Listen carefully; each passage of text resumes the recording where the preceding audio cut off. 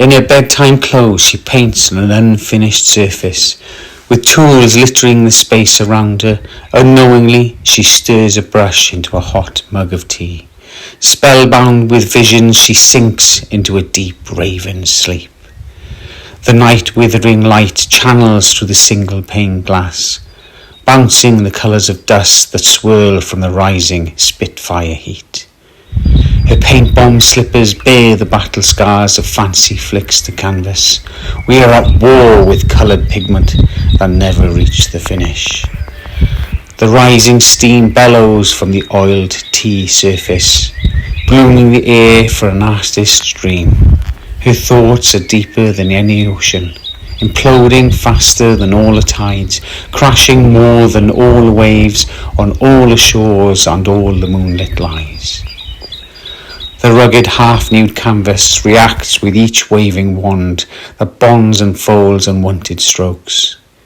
In the midst of shifting slippers, humming violet brushes and coloured dust, a pastel box lays open and silent, expecting, waiting, resting for the next dramatic reach of her delicate fingers. Each tea that passes is a window into a dark, rich world.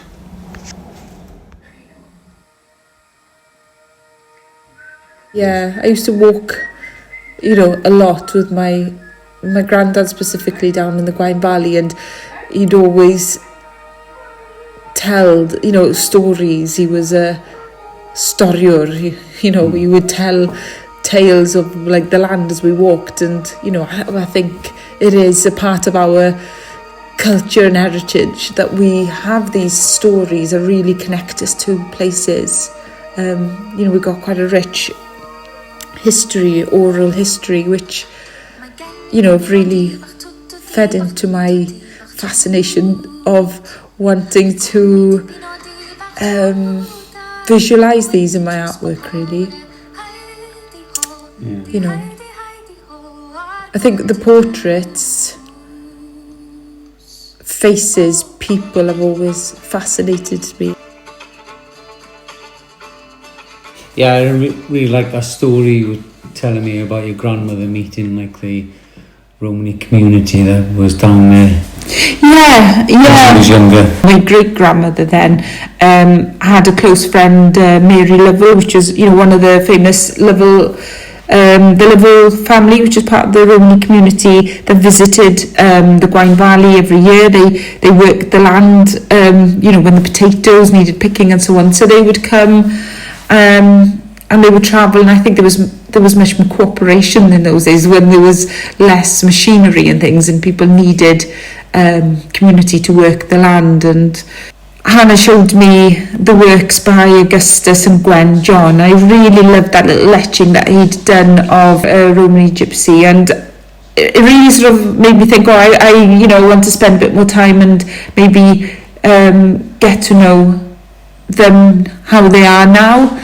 So some of the drawings are taken from time spent with the Romani community this year, which was really special, because the horses are like such an integral part, or still an integral part of their community, their way of life, which is something I really connect to, because we had horses growing up and I was sort of brought up with horses, and so that part I can really relate to. So it was really lovely to, even though they live in modern lives and they've got phones and and they're very much just like anybody else in that respect, but they've still held on to this sense of connection to the animals and the land, and cooking outdoors and having the fire. So most of them have still got the old pots and pans, and they still cook outdoors, and I love the fact that they're